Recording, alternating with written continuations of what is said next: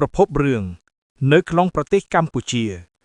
រឿងកុលាបប៉ៃលិនមានប្រភពកំណើតនៅលើដែនដីនៃទីក្រុងប៉ៃលិននាខេត្តបាត់ដំបងដែលស្ថិតនៅក្នុងប្រទេសកម្ពុជារឿងកុលាបប៉ៃលិនចាប់បដិសន្ធិឡើងនៅក្នុងសម័យអាណានិគមបារាំងប្រភេទរឿងអក្សរសិល្ប៍ទំនើបបែបប្រលោមលោកមនោសញ្ចេតនាចលនារឿងខេមរនិយមអ្នកនិពន្ធញុកថែម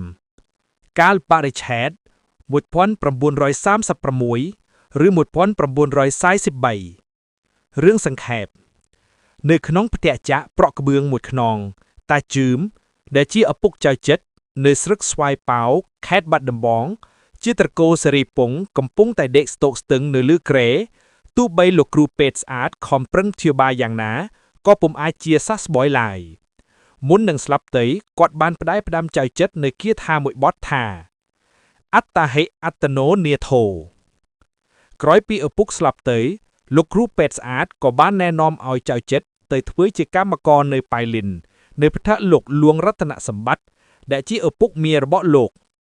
បានសម្បូតពីលោកគ្រូពេទ្យស្អាតហើយចៅចិត្រក៏ធ្វើដំណើរទៅប៉ៃលិនហើយក៏បានលោកលួងរតនសម្បត្តិទទួលឲ្យនៅជាមួយធ្វើជាកម្មករត្បូងតាំងពីនោះមកចៅចិត្រខិតខំធ្វើការជាកម្មករជីកត្បូងឥតមានខៀលច្អឬទម្រុនឡើយជាហេតុបណ្ដាលឲ្យលោកលួងរតនសម្បត្តិពេញចិត្តយ៉ាងខ្លាំងចំណែកពួកកម្មករដទៃទៀតក៏មានការពេញចិត្តស្រឡាញ់រាប់អានចៅចិត្រគ្រប់គ្នាយប់មួយចៅចិត្រត្រៀងបទយុវាភិរមនៅក្នុងខ្ទមរបស់ខ្លួនសំឡេងចម្រៀងធ្វើឲ្យខុននារីដែលបានចុះមកកំសាន្តក្នុងសួនឮទ្រាំពិរមមិនបានក៏បណ្ដាលឲ្យចូលទៅក្នុងលំនៅតូចរបស់ចៅចិត្រខុននារីនិងចៅចិត្រសន្ទនាគ្នាជាពាក្យផ្ដោះផ្ដងផ្សេងហើយគេក៏ចេញទៅទីវាលសួនច្បារសំណេះសំណាលរាក់ទាក់ទៅតាមមនោគតិរបស់គេរៀងខ្លួនលុះស្អែកឡើងពេលព្រឹកវេលាដែលចៅចិត្រទៅជីកត្បូងគេមានភ័ព្វបានជួយរវៃឡានម្ចាស់របស់គេដែលបំរុងទៅស្រុកសង្កែទទួលលោកបាឡាត់ស្រុកតាសុនអ្នកបើករថយន្តកាលបើឃើញចៅចិត្រចេះបើកឡានគាត់សុំច្បាប់មួយពេលព្រោះជាប់ធុរៈលោករតនសម្បត្តិក៏ព្រមឲ្យចៅចិត្រជំនួសតាសុននៅក្នុងការស្នាក់ជូនដំណើរចៅវាយទៅដល់ស្រុកសង្កែចៅចិត្របានកាន់កន្ត្រកដើរតាមក្រោយខុននារីទៅផ្សារទិញអីវ៉ាន់សពគ្រប់អស់ហើយខុននារីនិងចៅចិត្រក៏ត្រឡប់មកទទួលរតនសម្បត្តិនិងលោកបាឡាត់ស្រុកវើទៅប៉ៃលិនវិញតែអកុសលមកដល់ពាក់កណ្ដាលផ្លូវឡានក៏ខូចបណ្ដាលឲ្យមានការតោះសម្ដីខ្លះរវាងចៅចិត្រនិងលោកបាឡាត់ព្រោះម្នាក់សុទ្ធតែប្រច័ណ្ឌទៅលើសម្រក់នាងខុននារីនៅក្នុងការស្នាក់នៅកណ្ដាលព្រៃចៅចិត្រនិងចៅវាយក្រមុំនេះនិយាយផ្ដោះផ្ដងគ្នារហូតយល់ចិត្តយល់ថ្លើមគ្នាខ្លះរំពេចនោះស្រាប់តែមានចៅមួយក្រុមចេញមកប្លន់ចៅចិត្របានតតាំងប្រយុទ្ធជាមួយពួកចៅដោយអង្អាចបណ្ដាលឲ្យពួកចៅត្រូវរបួសជាច្រើនញាក់ចំណែកចៅចិត្រក៏ត្រូវគ្រាប់សន្លប់បាត់ស្មារតីក្រោយការរងរបួសគេបាននាំចៅចិត្រមកព្យាបាលឃ្មុំមន្ទីរពេទ្យដោយមានការជួយជ្រោមជ្រែងពីលោកលួងរតនសម្បត្តិនិងការយកចិត្តទុកដាក់ថែទាំយ៉ាងដិលដល់ពីខុននារីចៅចិត្រក៏បានសះស្បើយវិញចាប់តាំងពីថ្ងៃនោះមកចៅចិត្រនិងខុននារីក៏បានយល់ចិត្តគ្នាហើយស្រឡាញ់គ្នាកាន់តែខ្លាំងឡើងឯចរិតឆ្មើងឆ្មាញរបស់ខុននារីក៏សាបសូន្យខ្មងគ្រានោះដែរដោយសារគុណសម្បត្តិដ៏ថ្លៃថ្លារបស់ចៅចិត្រលោកលួងរតនសម្បត្តិក៏បានតែងតាំងចៅចិត្រឲ្យកាន់បញ្ជីមើលការខុសត្រូវត្រួតមើលត្បូងវិញម្ដងគឺឈប់ឲ្យធ្វើជាកម្មករទៀតហើយថ្ងៃមួយលោកបាឡាត់ស្រុកសង្កែបាននាំចៅកែផាន់ចូលមកផ្ទះលោករតនៈដើម្បីសុំទិញត្បូងក្រោយការបង្ហាញត្បូងឲ្យមើលម្ចាស់ផ្ទះបានព្រមទទួលនាំចៅកែថ្មីនេះទៅមើលអណ្ដោងជីកត្បូងជាមួយចៅចិត្រ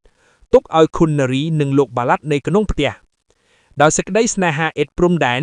លោកបាឡាត់បានចាប់នាងខុននារីរំលោភចៅចិត្រមកទាន់វាយលោកបាឡាត់ដួលលោករតនសម្បត្តិព្រមលោកលេងទូឲ្យលោកបាឡាត់និងចៅកែផាន់តែបានព្រមានឈប់ឲ្យមកជន់ទីនេះទៀតឡើយនៅរាត្រីនោះវេលាដែលចៅចិត្រកំពុងបណ្ដែតអារម្មណ៍ក្នុងបន្ទប់ស្រាប់តែឮសំឡេងចៅចូលមកប្លន់ផ្ទះលោករតនៈក្រុមកម្មករតស៊ូនៅខាងក្រោមឯចៅចិត្រឡើងទៅលើផ្ទះប្រដាស់មេចៅគឺចៅកែផាន់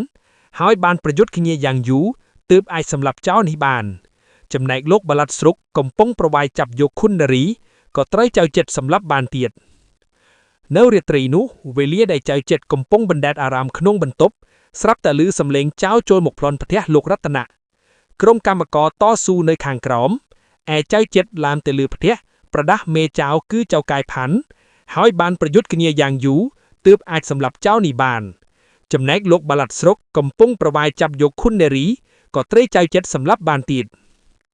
គុណសម្បត្តិដ៏ច្រើនរបស់ចៅចិត្តធ្វើឲ្យលោកលួងរតនសម្បត្តិពេញចិត្តយ៉ាងខ្លាំងម្យ៉ាងដោយលោកមើលឃើញពីទឹកចិត្តស្មោះស្ម័គ្ររបស់ចៅចិត្តទៅលើខុននារីលោកលួងរតនក៏រៀបចំផ្សំផ្គុំចៅចិត្តនិងខុននារីជាស្វាមីភរិយាព្រមទាំងចែករំលែកទ្រព្យសម្បត្តិឲ្យអ្នកទាំងពីររស់នៅយ៉ាងសុខសាន្តគូជីវិតថ្មីនេះសប្បាយរីករាយក្រៃលែងហើយគេរស់នៅជាមួយគ្នាដោយសុខក្សែមខ្សាន្តកើតជាកូនពូនជាចៅតរៀតទៅប្រធានរឿងកូឡាបៃលិនអ្នកនិពន្ធនិយាយពីដំណើរជីវិតរបស់ចៅចិត្តដែលពុះពៀគ្រប់ឧបសគ្គដើម្បីសម្រេចគោលដៅជីវិតពិសេសអ្នកនិពន្ធបង្ហាញពីការជឿជាក់និងមានទំនុកចិត្តលើខ្លួនឯងអត្តាហេអត្តនោនាថោមូលបញ្ហារឿងបញ្ហាទី1ជុំវិញបញ្ហានៃជីវិតជាកូនកំព្រារបស់ចៅចិត្តបញ្ហាទី2ជីវិតជាកម្មករត្បូងនៅផ្ទះលោកលួងរតនសម្បត្តិបញ្ហាទី3តំណាក់តំណងស្នេហារវាងចៅចិត្តនិងនាងខុននារីបញ្ហាទី4ជោគជ័យរបស់ចៅចិត្តលើការឈ្នួននារបស់លោកបាឡាត់ចំពោះគ្រួសារលោកលួងរតនសម្បត្តិបញ្ហាទី5ភាពជោគជ័យរបស់ចៅចិត្ត